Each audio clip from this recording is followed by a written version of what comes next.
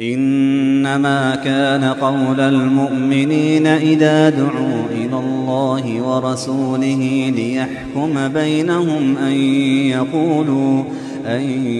يقولوا سمعنا وأطعنا وأولئك هم المفلحون.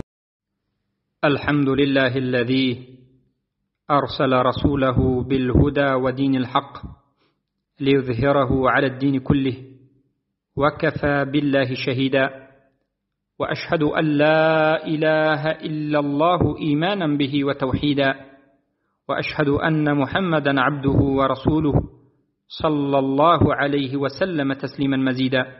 أما بعد، السلام عليكم ورحمة الله وبركاته. برادرانم و خواهرانی موحدم، بإذن الله سبحانه و تعالی این حلقه 96 از آموزش توحید است و ان شاء الله سبحانه و تعالی در این حلقه به شما یک چند مسائل بزرگ را بیان خواهیم نمود. پس به شما بیان گشت و فهمیدید که اهمیت توحید الوهیت بزرگ است. توحید الوهیت این غایت است که به خاطرش تمام مخلوقات خلق شده است و به خاطرش تمام رسولان فرستاده شده اند و به خاطر همین توحید الوهیت زمین و آسمان ها ساخته شده اند. و به این دلالت می کند سوره زاریات آیت 56 که الله می گوید اعوذ بالله من الشیطان الرجیم و ما خلقت الجن والانس الا لیعبدون. ما خلق نکردیم، من خلق نکردم جنها و انسانها را مگرم برای توحید. لیعبدون را ابن عباس رضی الله عنه خیلی که اثری سی آمده است میگویند ای وحیدون. پس بدانید که به خاطر توحید الوهیت انسانها و جنها و ملائکه را الله سبحانه و تعالی خلق کرده و به خاطرش رسولان را فرستاده و به خاطر توحید الوهیت کتابها را نازل کرده. و توحید الوهیت توحید است که تمام رسولان به سوی همین توحید مردمشان را دعوت می کردند. خیلی که در سوره نحل آیت 36 آمده است که الله می گوید ولقد بعثنا في كل امه رسولا ان اعبدوا الله واجتنبوا الطاغوت. به درستی که مبعوث کردیم در تمام امت رسولان را تا که عبادت کنند یکتا و یگانه الله را و از طاغوت اجتناب بکنند. انا من معنای آیت معنای لا اله الا الله است. لا اله الا الله الكفر بالطاغوت والایمان بالله است، النفی والاثبات. به خاطر همین توحید الوهیت جهاد مشروع شد و سیفها بگویم شمشیرها کشیده شد، خونها ریزانیده شد و به خاطر همین توحید الوهیت بود که رسول الله صلی الله علیه و سلم از مکه به مدینه هجرت کردند. صحابگان از مکه به افریقا به حبشستان هجرت کردند. و انسان مسلمان حسابیده نمی شود مگرم زمانی که به توحید الوهیت ایمان بیاورد و عمل بکند و تحقیق بکند. انسان مسلمان نمی شود و داخل جنت هم نمی شود مگرم با تحقیق نمودن توحید الوهیت. بارک الله فیکم. پس فتمت کلمت ربک صدقا و عدلا. سوره انعام 115. یعنی زمین و آسمان بگویم به خاطر عدل، به خاطر نابود شوی ظلم قائم شد که این لا اله الا الله است، کلمه توحید است. و تمام خلق همه چیز به خاطر همین توحید ساخته شده است. پس بدانید برادران عزیز و خواهران بزرگوارم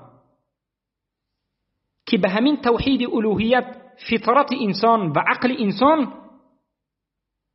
پیش از شریعت دلالت میکند. پیش از این که نظر به شریعت بکنیم، انسان اگر عقلش صحیح باشد، انسان اگر فطرتش سالم باشد، فطرتش تغییر نیافته باشد، عقلش ویران نشده باشد و بی عقل نباشد، بی عقل و بی فطرت نباشد، خودش میفهمد که توحید الوهیت چیست. برای اونکه الله توحید الوهیت را به فطرت من و شما داده، به عقل من و شما داده پیش از شریعت.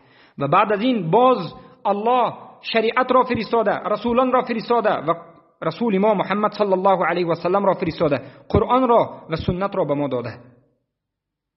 بله، خطا کردند کسانی که گفتند که فطرت دلالت به توحید الوهیت نمی کند و فقط به توحید ربوبیت میکند. این غلط است، بلکه فطرت به توحید الوهیت دلالت میکند، هم به توحید ربوبیت و هم به توحید الوهیت. یعنی هر کودک در زمان کودکیش فطرتش زمانی که سالم است، از همون فطرت سالمیش اگر سالم بالا رود، زنده شود، بزرگسال شود، او میفهمد که این دنیا سازنده دارد و همین سازنده باید عبادت کرده شود.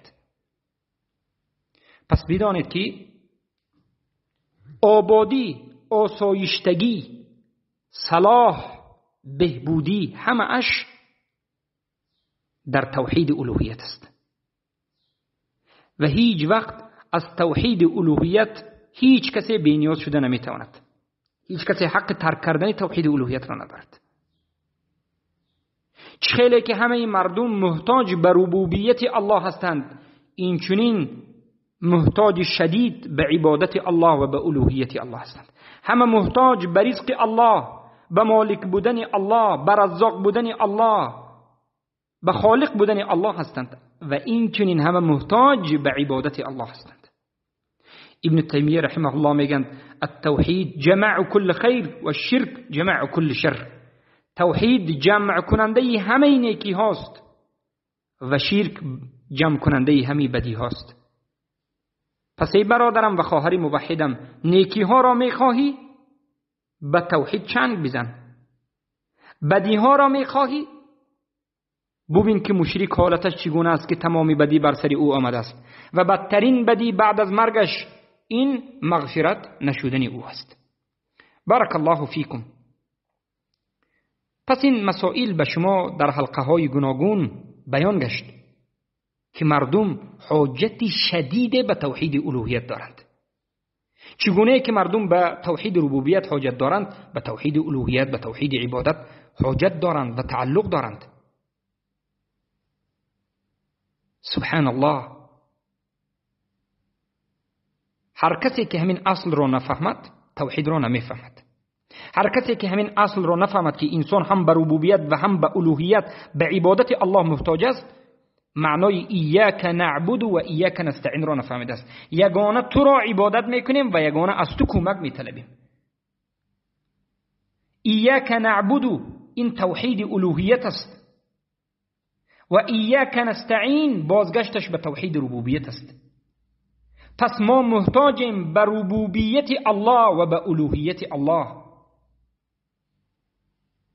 همه مردم مجبورند، همه مردم باید مضطرند بگوییم و فقیرند به سوی الله، به سوی ربوبیت الله و به عبادت الله سبحانه و تعالی. بله، این اولین واجب است که بنده باید به جا بیاورد. این اولین واجب است که باید به جا بیاورد، یعنی توحید الوهیت، به جا آوردن توحید الوهیت، تطبیق کردن و تحقیق کردن و آموختن و فهمیدنش اولین واجب است و همین است که خون انسان را حرام میکند. اما افسوس که تا امروز بسیارند انسان‌هایی که توحید الوهیت را نفهمیدند، حالا مسلمان نیستند. توحید الوهیت اولین واجب است که بنده را به اسلام می‌دارد. اولین واجبیت و آخرین واجبیت، اولین فرض و آخرین فرض. پیش از وفات کردن هم باید شما با توحید الوهیت باشید، پیش از مردن هم باید موحد باشید. کسی که موحد نیست به جنت داخل نمی شود و این رو خود شما خوب میدانید. سوره نساء 48 رو که الله میگه من نمی بخشم کسی رو که شرک را انجام داده، شرک اکبر و اصغر. عاقبت کسی که شرک اصغر را انجام داد به جنت است، اما عاقبت شرک اکبر ابدالابد جهنم است. انه من یشرک بالله فقد حرم الله علی الجنه و من یشرک بالله فقد حرم الله علی الجنه و مأواه النار و ما للظالمین من انصار. همانا بدورستی که هر کسی که شرک اکبر را انجام داد، الله به او جنت را حرام میکند و مأوا و بازگشتش جهنم است و هیچ کمک کننده ای ندارد. اولین واجب است توحید الوهیت. اما امروز میبینیم که دعوتگرها در روی منبر به سوی چی دعوت میکنند؟ سبحان الله، باید اولین دعوت در بالای منبر دعوت به سوی توحید الوهیت باشد. اما دعوت مردم، دعوت دعوتگرها دعوت به سوی آداب و اخلاق است. بله ما آداب و اخلاق را انکار نمیکنیم برادرم. ای طالب علم اهل سنت، با آداب باش. ما آداب و اخلاق را انکار نمیکنیم، اما آداب و اخلاق را ذکر بکند 10 سال و 20 سال و 30 سال و در این مدت درباره توحید سخن نکند، آیا همین انصاف است؟ انمین است صفت اهل بدعت، انمین است صفت اهل سبحان الله تصوف و گمراهان. این همه فرقای باطل در بالای منبر همه چیز را میگویند بجز توحید. آیا دیده اید که از این اهل بدعتی که در ملت تاجیک بودند و 30 سالها و 20 سال و اینو دعوت کردند، در موضوع توحید صحبت اونها را شنیدید؟ نه. در حالتی که تمام پیامبران دعوت به سوی توحید میکردند. سوره نحل آیه 36 را باری دیگر به یاد شما میاریم که میگه ولقد بعثنا فی کل امه رسولا، به تحقیق به درستی که به همه امتها ما رسولان را میفرستادیم. به خاطر چی؟ چیکار میکردند؟ تا که دعوت میکردند، تا که دعوت بکنند که ان اعبدوا الله واجتنبوا الطاغوت، یگانه الله را عبادت بکنید و از طاغوت دور بشوید. بله، لا اله الا الله این دین تمام پیامبران بود. یگانه الله را عبادت بکنید و از طاغوت دور ایستید و به طاغوت کفر ورزید و به طاغوت اجتناب کنید. این دین تمام پیامبران است. وقتی که ما امروز طالب علمان اهل سنت و جماعت می برایم و این موضوع را می رسونیم و توحید به سوی توحید دعوت می کنیم، این اهل بدعت به سوی ما سنگ می زنند. خیلی که قریشی ها به سوی پیامبر صلی الله علیه و سلم سنگ می زدند، طعنه و چیزهای دیگر. خیر بگویند، هر چیزی که می خواهند بگویند، هر لقبی که می خواهند بدهند، لیکن حق است و ظاهر خواهد شد. هر کسی خواهد و نخواهد. الله در سوره انبیاء 25 میگه و ما ارسلنا من قبلك من رسول الا نوحي اليه انه لا اله الا انا، و ما نفرستادیم پیش از تو پیامبری را مگر اینکه به او وحی کردیم که نیست به درستی که نیست معبودی بر حق بجز من، یعنی بجز الله. همه پیامبران بود. پس اولین واجب توحید الوهیت است. اولین دعوت طالب علم باید به سوی توحید باشد. اولین چیزی که باید من و شما درست بکنیم این توحید الوهیت باشد. امروز وقتی که به سوی توحید الوهیت دعوت کرده میشد میگن که این مسئله گویا که یک مسئله کوچک است، گویا که یک مسئله عادی هست، گویا که از مسئله فروعات است. نه والله، این از مهمترین مسئله است که الله میگه و ما خلقت الجن والانس الا ليعبدون. و در حدیث سی اومده است که پیامبر صلی الله علیه و آله میگن، روایت مسلم و غیره متفق علیه هم هست، امرت ان اقاتل الناس حتى يشهدوا ان لا اله الا الله واني رسول الله فاذا فعلوا ذلك عصموا مني دماءهم واموالهم. امر کرده شدم که بجنگم به مردم تا اینکه شهادت بدهند که نیست معبودی بر حق بجز الله و محمد رسول الله، بنده و رسول الله.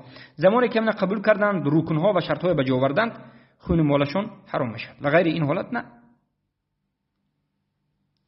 تمام علما اجماع کرده اند که اولین چیزی که کافر را به سوی اون دعوت کرده می شود این توحید است و به همین توحید انسان به اسلام داخل می شود.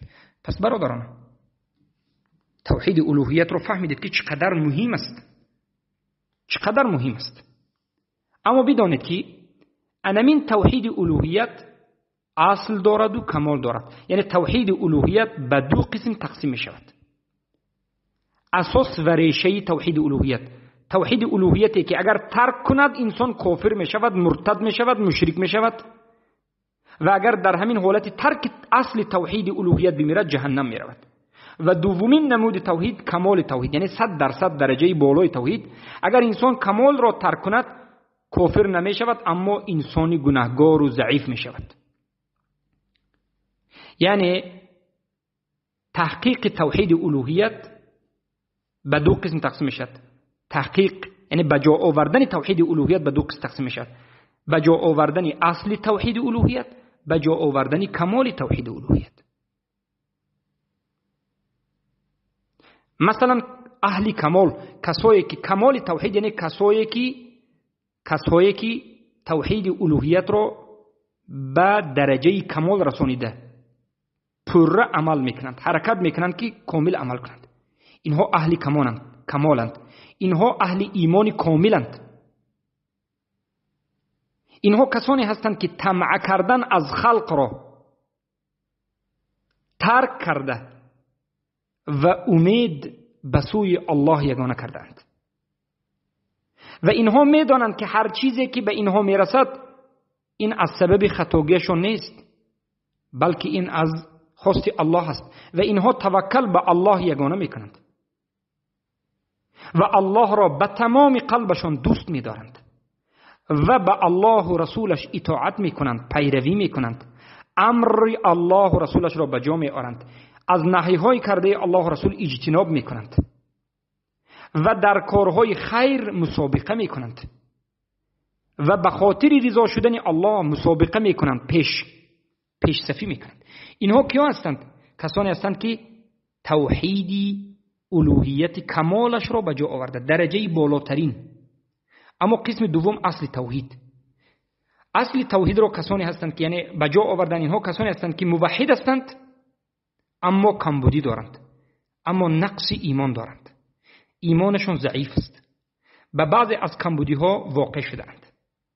در محبت الله کمبودی دارند، در خوف الله کمبودی دارند، در رجا امید کردن به الله کمبودی دارند، در عبادت الله کمبودی دارند، در طاعت الله کمبودی دارند. در قلبشون محبت غیر الله کمی جا شده، خوف غیر الله جا شده، امید غیر الله کمی جا شده، خواری و زاری به غیر الله کمی جا شده، بزرگ شماری غیر الله کمی جا شده، نصیب دنیا کمی جا شده. از همین جهت توحیدشون ضعیف شده، در قلبشون نقص وجود دارد. اما با وجود همین اینها اصل توحید را به جا آورده و اینها مؤمن و موحد هستند، اما درجهشون از درجه قسم اول پایین تر است، یعنی گناهگار هستند. اصل توحید چیست؟ اصل توحید لا اله الا الله محمد رسول الله را معنیش را فهمیده، قبول کرده، اقرار کرده، تصدیق کرده و رکنها و شرطهاش را به جا آوردن است و ایمان به الله آوردن است. این اصل توحید است. اصل توحید دو چیز است: اقرار کردن لا اله الا الله، تصدیق کردن و مقتضاش را به جا آوردن و ایمان آوردن به الله. این اصل توحید است و کمال توحید به شما بیان گشت که تماما از خلق خود را بی‌نیاز دانستن و امرهای الله را به طرز کامل به جا آوردن است. پس از همین جهت هر کسی که کمال توحید را نقص کند، یگان خطاگی کند، او را تکفیر کرده نمی شود. بارک الله فیکم. به گناهی به سبب گناه کبیره تکفیر کرده نشد. این منهجی خوارج است که به گناه کبیره تکفیر میکنند. منهج مرجئه و جهمی باشد به شکننده اسلام هم تکفیر نمیکنند، اما منهج اهل سنت و جماعت وسط است، بین است، در مابین است. اما بدانید که همین توحید الوهیتی که ما به شما بیان کردیم در این 20 حلقه به خودش شکننده ها دارد، نابود کننده ها دارد و بد، یعنی توحید بد کننده ها دارد. توحید بد میکند، نابود میکند، کم میکند، کم کننده ها و شکننده ها دارد. اولین قوادح توحید الوهیت، شکننده های توحید الوهیت، بد کننده هاش، این شرک است. الشرک به تمام نمودش، شرک اکبر و شرک اصغر، شرک کلان و شرک معده، شرک بزرگ و شرک معده. خواه شرک کلان و معده، خواه تمثیل باشد، خواه تعطیل باشد، خواه ظاهر باشد، خواه خفی. ما به شما بیان کرده بودیم شرک تمثیل یعنی الله را به کسی مانند کردن یا کسی را به الله مانند کردن، این شرک اکبر است، خواه در نمود، خواه در بزرگی. شرک تعطیل، عبادت الله را ترک کردن و بارک الله فیکم اطاعت الله را ترک کردن. این ترک کردن توحید شرک است، خواه ظاهر باشد خواه پنهانی. این همه نمودها به توحید ضرر میرساند و توحید را نابود میکند. شکننده های توحید است. شرک اکبر شکننده توحید است، اما شرک اصغر سبحان الله کم کننده توحید به نابود کنی نزدیک میکند، اما انسان را کافر نمیکند، یعنی توحید را بالکل نابود نمیکند. یا توحید الوهیت را به خلل ایجاد میکند، به توحید الوهیت خلل میرساند. این گناه، فسق، گناه کبیره یا صغیره، و از همه گناهی که معروف است این کبیره است. گناه های کبیره، زنا، نوشیدن عرق، دشنام، مسخره و استهزاء و فسق، دشنام دادن و غیره، این همه البته که به توحید الوهیت ضرر میرساند و توحید الوهیت را از درجه کمال به درجه اصل میرساند. ما باید بدانیم که امروز بعضی انسان ها فکر میکنند که توحیدت باشد چی کار خواهی بکن. اعوذ بالله، این چنین نیست. این منهج مرجئه ها است. اگر خواهی که موحد حقیقی باشی شرک را ترک میکنی، شرک اکبر و اصغر، تمثیل، تعطیل، ظاهر، خفی. بعد از این گناه را ترک میکنی، فسق را ترک میکنی. موحد کسی هست که دشنام نباید بکند. موحد کسی است که نباید به گناه کبیره رود. موحد کسی است که نباید فریب بدهد. موحد کسی است که نباید خیانت بکند. اگر این عملها را کند از درجه کمال میفرد به درجه اصل، یعنی درجه بالای موحد رو ندارد. موحد باید اخلاق خوب داشته باشد، اما اول توحید بعد اخلاق. اما گمراه ها میگن اول اخلاق بعد توحید. این خطا است. سومین چیزی که به توحید الوهیت خلل میرسد این بدعت است. البدع. باید بدانید که اولین گناه وزنین ترین، سختترین این شرک اکبر و کفر اکبر است که الله نمیبخشد و صاحبش خالدن مخلدن فی النار است. و باید دانید که آتش جهنم پایان ندارد و همین قول راجح و اجماع علما بر همین ثابت شده است. و دومین گناه وزنین این شرک اصغر است و سومین گناه وزنین این بدعت است و بعد از بدعت بعد گناه کبیره میستد. برای آنکه گناه کبیره به خود انسان است و انسان میداند که گناه کرده است و میگوید که من گناهکارم. اما انسانی که بدعت را میکند اولا نمیداند که این گناه است و این راه را حق میداند و از این کار کرده شدهش خرسند است و دیگر مردم را به همین کار دعوت میکند. از همین جهت بدعت از گناه کبیره وزنین است. از عموم نظر بکنیم. و این هم بدعت هم بد کننده توحید الوهیت است. هر چیز رو فهمیدید که بدعت است یک بار باید ترک بکنید. چرا که بدعت این از دین نیست. این چیزی نو پیدا شده. کدام کسی خودش پیدا کرده. از همین جهت در روایت متفق علیه دو حدیثی اومده است که سه یکی از اسلام رو جمع میکند. علما میگند شریک ابن رجب حنبلی و غیره گفتند و هر دو این حدیث از مادرمون عایشه رضی الله عنها است که میگند من عمل عملا ليس عليه امرنا فهو رد. هر کسی که عملی رو انجام بدهد که از عمل رسول الله نیست، موافق عمل رسول الله نیست، این رد است، این بدعت است. من احدث فی امرنا هذا ما ليس منه فهو رد. هر کسی که چیزی نو رو پیدا بکند که از چیزی پیامبر صلی الله علیه و آله از عملهای پیامبر نه، موافق عملهای پیامبر و صحابه نیست، این هم رد است. پس بدعت یکی از خطرناکترین، ضرر رساننده ترین عمل است، اعتقاد است، چیزی است که به توحید الوهیت و به دیگر توحیدها دارد. و بعد از این بگیم کفری که توحید الوهیت را بالکل نابود میکرد. کفر چگونه؟ کفر چیست در توحید الوهیت؟ ترک کردن توحید الوهیت، روی گردانیدن از توحید عبادت.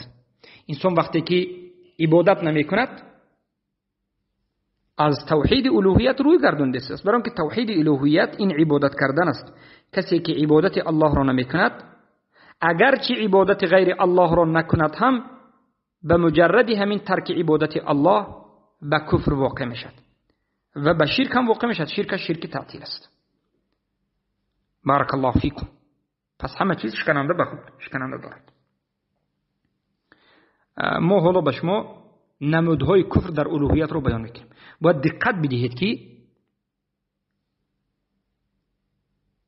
در توحید الوهیت کفر وجود دارد. یعنی انسان انسان‌هایی هستند که به توحید الوهیت کفر ورزیدند و این نمود هست. نمود اول، یکم نمودی کفر در الوهیت، یکم نمودی کافر شدن در الوهیت، این انکار نمودن الوهیت الله است و این مذهبی بعضی از غلات صوفی ها هست و باطنی ها هست که اینها میگویند که رب الله به عبادت کردن بندگانش حاجت ندارد، برای همین عبادت نباید بنده ها الله را عبادت بکنند. بله هستند، همه صوفی های غلات هست، در افریقا هست، در هندوستان و پاکستان و اینجا دیده می شود و حتی در منطقه خودی ما هم اگر کمی اینها رو خوب نظر بکنید می بینید که اینها میگن که عبادت کردن این یک عمل است که الله به این احتیاج ندارد، عبادت کردن شرط نیست میگن و انکار الوهیت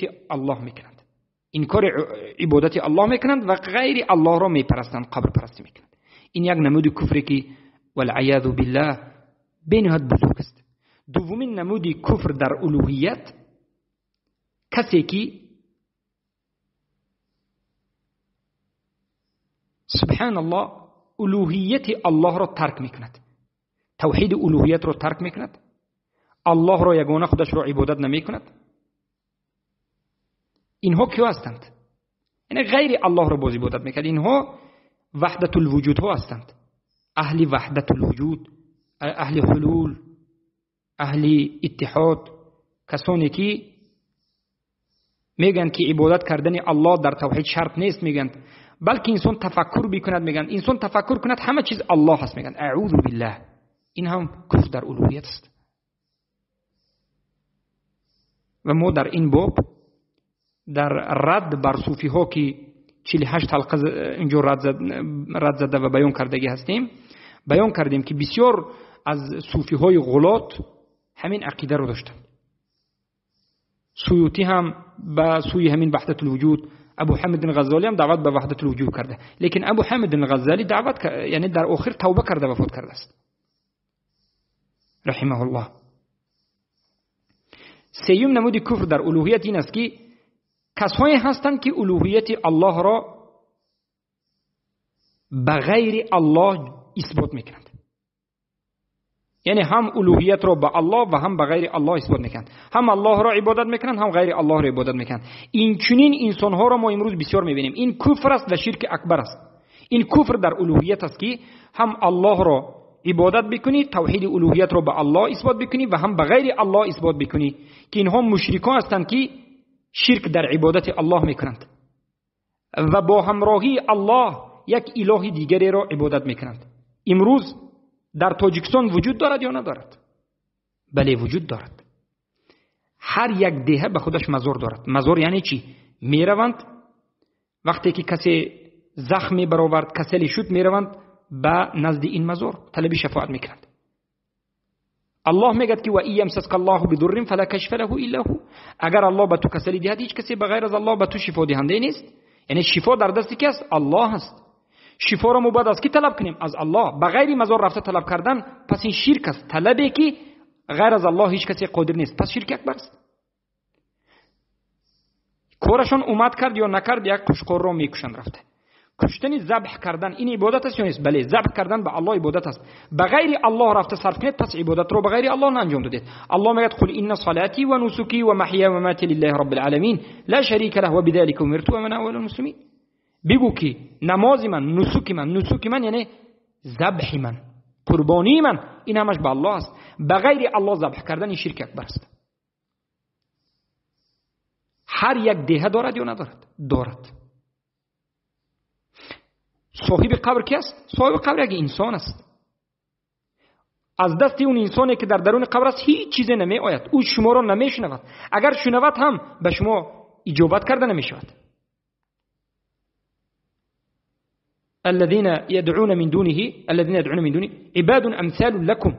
الله میگه همون قبرهایی که بجز الله شما عبادت میکنید، همون چیزایی که بجز الله شما عبادت میکنید، دانید که مثل شما و ها عباد هستند، بنده هستند. در جای دیگر میگه الذين تدعون من دونه ما يملكون من قطمير، سوره فاطر 13. اونهایی که شما عبادت میکنید اونها یک پوستی دانه خرمای خشک عربی رو هم قدرت ندارند. مثل یک پوستی پشه قدرت ندارند. اگر شما دعا کنید این تدعوهم لا يسمعوا دعاءكم، دعای شما رو ویها نمیشنوند. ای قبر پرستو، اگر شما قبر را پرستید دانید که دعا کنید دعای شما را صاحب این مرده، اون کسی که صاحب قبر است نمیشنود. اگر خودتون کشید و بگید که میشنوند، این تدعوهم لا يسمعوا دعاءكم و این سمعوا ما استجابوا لكم. اگر بناگاه گفتیم فرضاً گفتیم که شنود هم شما را اجابت کرده نمیتواند، دعای شما را قبول نمیکند. و یوم القیامت یکفرون بشرککم ولا ینبئکم مثل خبیر، و روز قیامت به این شرکتون کفر می‌ورزند و به شما ذره هم میگن چیزی خبر نمیدهند. پس الله این عمل رو شرک گفت. امروز زیاد از قبر پرستانی که قبر میپرستند. پس اینها، این مزار پرستها، این لطبندها، این زیارت کننده های مزار مشرکان در توحید الوهیت و کفر در توحید الوهیت ورزیدند و به الله چیزی دیگری را شریک ساخته، هم الله را هم غیر الله را عبادت میکنند. ما باید تنها الله را عبادت بکنیم. این سومین نمود کفر بود. چهارمین نمود کفر در شرک، بگیم در توحید الوهیت، سبحان الله، این کسی هست که الله را یگانه خودش را عبادت میکند، اما یک اله دیگری را میگیرد که قانونساز را، یا خودش قانون میسازد یا غیر خودش قانونساز را اقرار میکند. امرها و نهیهای را قبول میکند که الله و رسول این امر و نهی را نبرآورده، بلکه یک خلق، یک مخلوقی برآورده و الله به این اجازه نداده. و اینها کی هستند؟ اینها اهل بدعت هستند، اینها قانون برارها هستند، اینها حلال کننده های حرام الله و حرام کننده های حلال الله هستند. اینها عبادت کننده های علما و رؤسا و حکام هستند و مبتدع هستند که کفر به همین حالت کفر به توحید الوهیت می‌ورزند. و پنجمین نمود کفر در توحید الوهیت، این روی گردانیدن از عبادت الله، از طاعت الله، از سرخم کردن به الله، از انقیاد کردن به امرهای الله، از اقرار و اعتراف کردن واجب بودن عبادت الله است. کسانی هستند که روی گردانیدند، سرپیچی کردند، عمل نمی کنند، به خاطر لله عمل نمی کنند و ملتزم به شریعت الله نیستند، الله را اطاعت نمی کنند، اما میگند که ما موحد هستیم، لا اله الا الله میگند، اعتراف میکنند به لا اله الا الله میگند، اعتراف میکنند، اما عمل ندارند، از طاعت سر میکشند. اینها کافرند در نزد اهل سنت و الجماعه. اما در نزد مرجئه ها و جهمی ها و مدخلی ها و بگم اشعری ها و صوفی و این ماتریدی و این حزبی ها، اینها مؤمن است، بهترین مؤمن است، مؤمن است در نزد مرجئه ها. بارک الله فیکم. پس با همین این حلقه رو به پایان میرسانیم و این یک چند مسائلی مهم بود که باید شما خوب دقت بدهید و بفهمید که یعنی شکننده های توحید الوهیت، قواعد توحید الوهیت چگونه است. و ان شاء الله در حلقه آینده باز به شما دیگر مسائل را بیان خواهیم کرد. السلام علیکم و رحمت الله و برکاته.